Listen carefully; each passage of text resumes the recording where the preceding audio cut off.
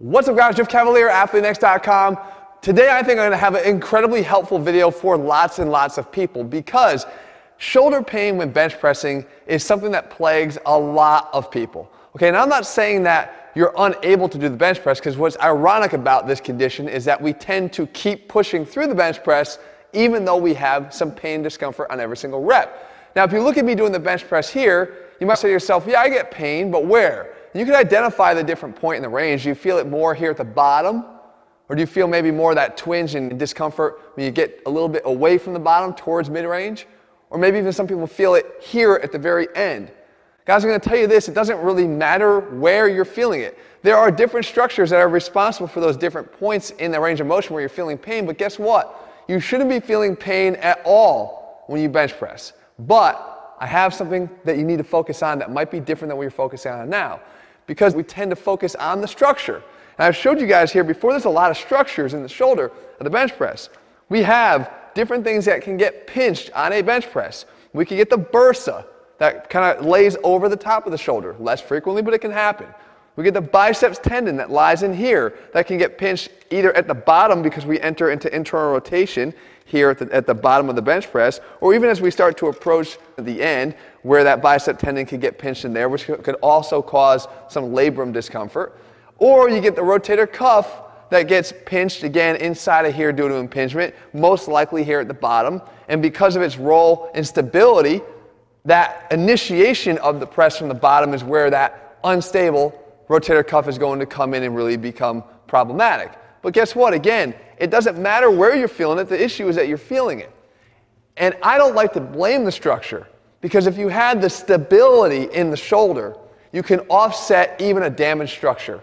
And I'm going to say that again. If the stability was there, even a damaged structure would be protected. Because we know that one of the main roles that your body is supposed to have in terms of the entire balance of the muscle of the shoulder is you should have a centralized humerus here. Meaning that it should stay centralized in the ball and socket no matter how you move your arm around. It shouldn't migrate up and start to pinch any of those structures.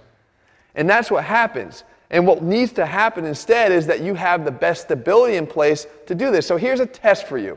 Okay, anybody that has shoulder pain, do the following. Go grab, as you're seeing me do here, a lighter set of dumbbells, about half as much as what you would normally use for, let's say, a 10 to 12 rep set. Now, first things first, pinch your shoulder blades together. Create some stability.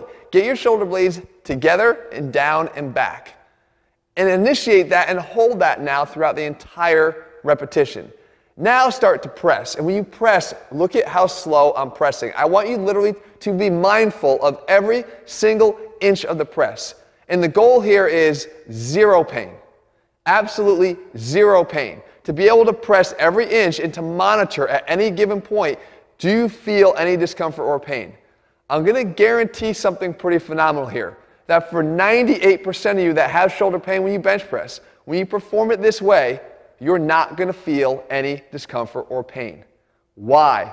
Because you've just placed stability at the forefront of the exercise. You're not focused necessarily on the weight you're pressing. You're not focused on just getting the weight off of your chest. You're focusing first and foremost on the stability of the shoulder joint as you press, by forcing you to slow down and be mindful of every single inch in that repetition. Here, a nice side benefit of this is a high degree of tension placed where? Actually on the pecs, as opposed to just trying to heave this off of your body. Now, what is the utilization of this? Why is this useful? Number one, as I said, it works as a test, as a diagnostic. Does it mean you don't have anything wrong in your shoulder? You probably do. If you're getting some pain, you might have something wrong in your shoulder. But it's not necessarily that structure that's causing the pain, because when you slow it down and you stabilize that, you're able to protect that injured structure with that stability. Meaning that regardless of what the issue is here, you still can press without pain because of the stability that's protecting that structure. So what you would do is, if you have bench press pain, you got to slow it down. You got to back it up a couple notches. You got to be willing to drop the weight down and work on being able to press pain-free while you work on rehabbing and going back over the weaknesses that cause that. Right? Where the instability starts to rear its head is when this painful structure starts to become a problem. So if you do your scap work, if you do your rotator cuff work, if you do your freaking face pulls, you can work on correcting that without continuing to re-aggravate the inflammation in here from working through the pain on that press. As you just saw, guys, I promise, like I said, 98%, you do not have to have the pain when you're pressing. You don't. You'll feel it here. Another thing you can do with this is you can actually try to let the ego drop a little bit and work on building up that strength with stability by starting it. Let's say I was using 40s and then go to 45s and 50s and 55s and 60s and work my way up. Again, not tolerating even a single inch of pain in that range of motion. You work your strength up that way and you start to build a solid foundation as you're working on getting rid of that long-term problem that's here in your shoulder. But don't be so quick to judge that this is the problem, that your labrum, your AC joint, the bursa, the rotator cuff tendon, that this is the reason why you can't bench press pain-free. No, it's because you don't have the stability to do it and protect that structure while you're trying to work on it and get it better. So guys, I hope you found this video helpful. It is, again, something very enlightening when you go to try this, because a lot of people, lots of people, have some sort of pain in their shoulder when they bench press.